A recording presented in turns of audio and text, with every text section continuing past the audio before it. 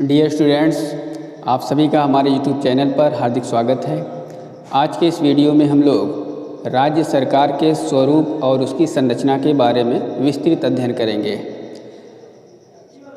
हम लोग पहले ये जानेंगे कि सरकार किसे कहते हैं।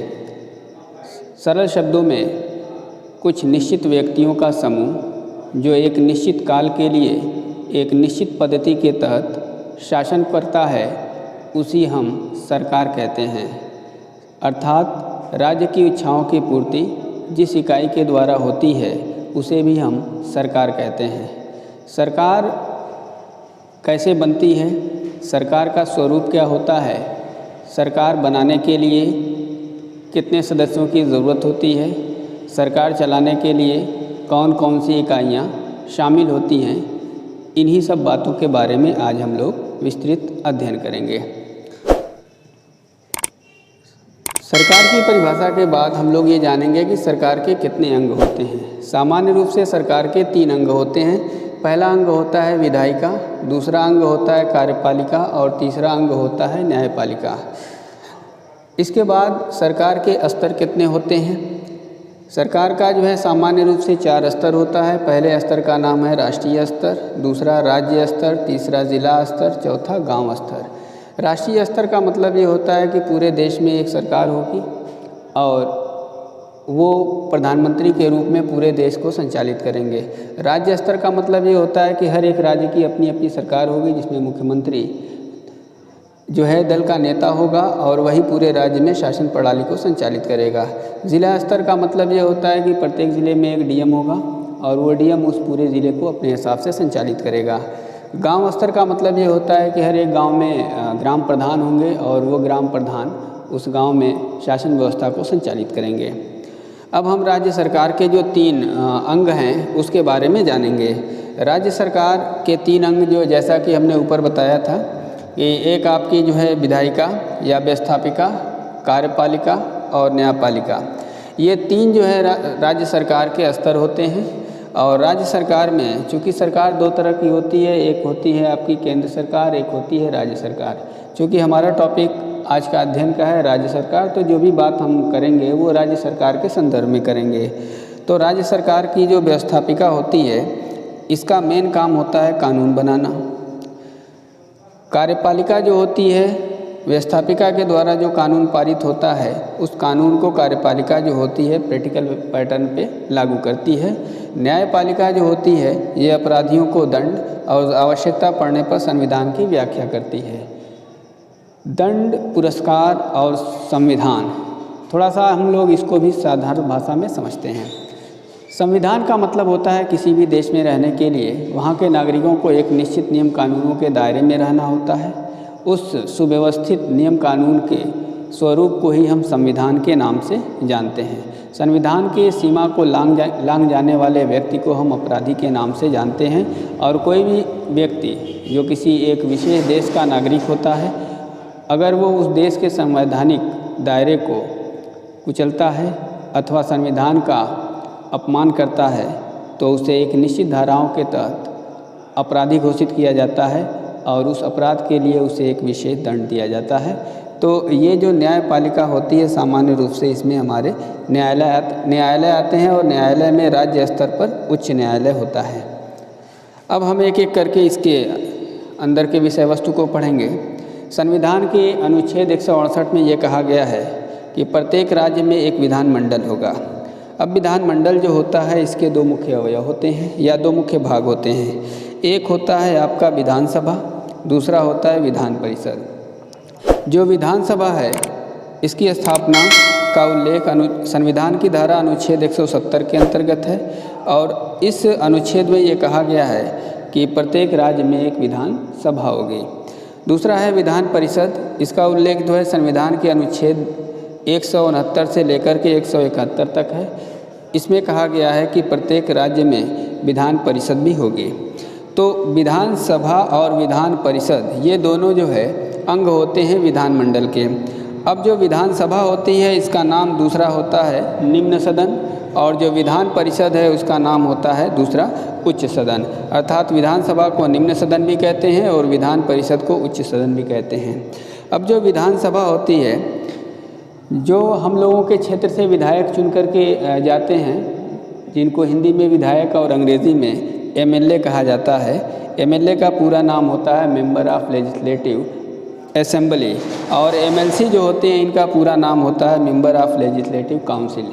इनका जो चुनाव होता है वो अप्रत्यक्ष रूप से होता है, और इनका जो चुनाव होता है वो प्रत्यक्ष रूप से जो है जनता के द्वारा सीधे चुने जाते हैं। अब हम लोग ये जानेंगे कि विधानसभा में जो विधायक अपने अपने जो है विधानसभा सीट से चुनाव जीतकर पहुंचते हैं, उस विधानसभा में अधिकतम सदस्यों की संख्या कितनी होती है। तो किस विधानसभा में अधिकतम सदस्यों की जो संख्या होती है वो 500 होती है, न्यूनतम जो संख्या होती है वो 60 होती है।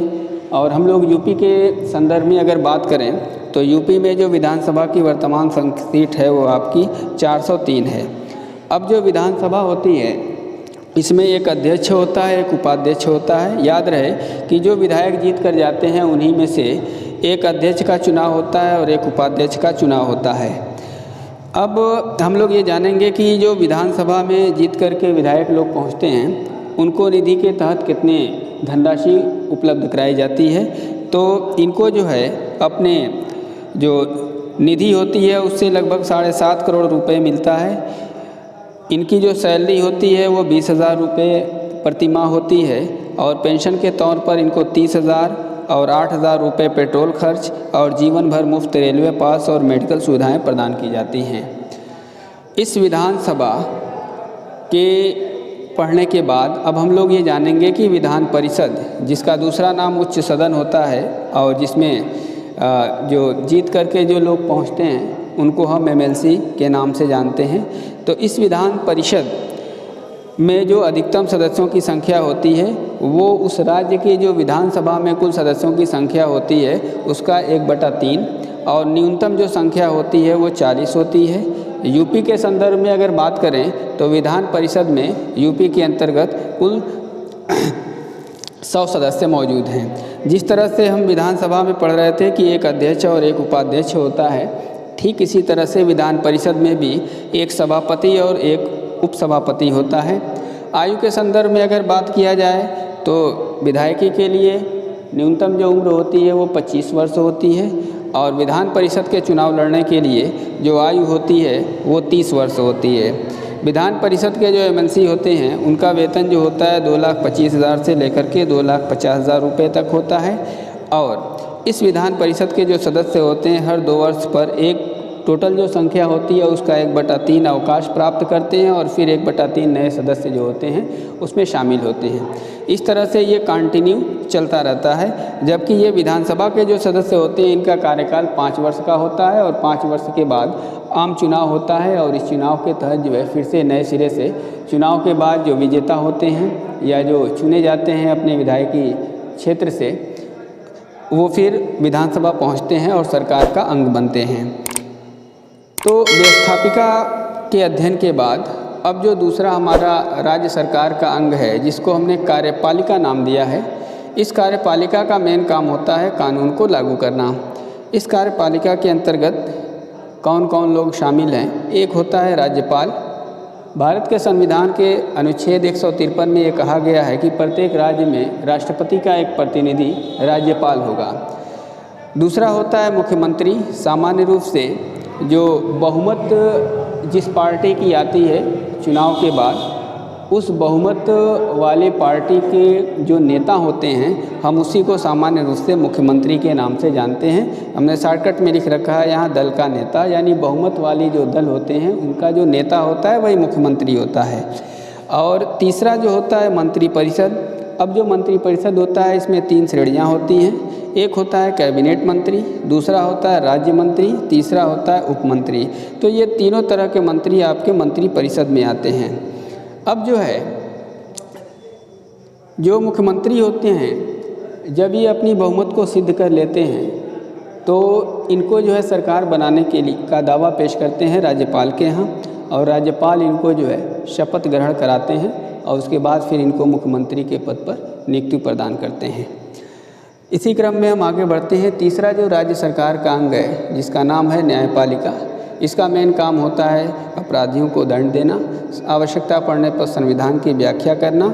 और राज्य स्तर की अगर बात किया जाए तो न्यायपालिका के संदर्भ में जो उच्च न्यायालय होता है, हाई कोर्ट जिसको बोला जाता है, ये आपका क्रियान्वित करता है न्यायपालिका के सभी मूल अभिलेखों का क्रियान्वयन यहीं से होता है। और यूपी में जो इसका मुख्यालय माना जाता है वो आपके इलाहाबाद प्रयागराज में है। लखनऊ में भी एक बेंच इसकी है, लेकिन मुख्य रूप से इलाहाबाद में ही है। अब जो है हम लोग ये जानेंगे कि मुख्यमंत्री जो होते हैं उस मुख्यमंत्री की सैलरी कितनी होती है। तो यूपी के संदर्भ में अगर बात किया जाए तो योगी जी की सैलरी 3,65,000 रुपये, और अगर दिल्ली के केजरीवाल साहब की बात किया जाए तो 3,90,000 रुपये प्रति माह की दर से इनकी सैलरी होती है। तो आज के इस वीडियो में हम लोगों ने राज्य सरकार की संरचना और उसके स्वरूप के बारे में अध्ययन किया। हमें आशा है कि आपको ये बात अच्छी से समझ में आई होगी। वर्तमान समय में चुनावी प्रक्रिया चल रही है और इस प्रक्रिया में हर व्यक्ति को सरकार के संगठन, राज्य सरकार का स्वरूप और इसके चुनाव की जो प्रणाली होती है उसको जानना ज़रूरी होता है, ताकि कहीं पर आप बहस भी करें तो अपने आप को तर्क के सहारे गलत या सही क्या है उसको सिद्ध करने में आपको काफ़ी मदद मिलेगी। नेक्स्ट वीडियो में हम बात करेंगे निर्वाचन आयोग क्या होता है, लोकसभा, राज्यसभा, विधान परिषद, विधानसभा, राष्ट्रपति, उपराष्ट्रपति का चुनाव कैसे होता है और इसका चुनाव लड़ने के लिए कौन कौन लोग अहर्य होते हैं, इसके लिए शर्तें क्या होती हैं, इनकी सैलरी क्या होती है। इन्हीं सब बातों पे अगले वीडियो में हम चर्चा करेंगे। वीडियो को लाइक, शेयर और सब्सक्राइब करना ना भूलें। मिलेंगे फिर नेक्स्ट वीडियो में, तब तक के लिए बाय।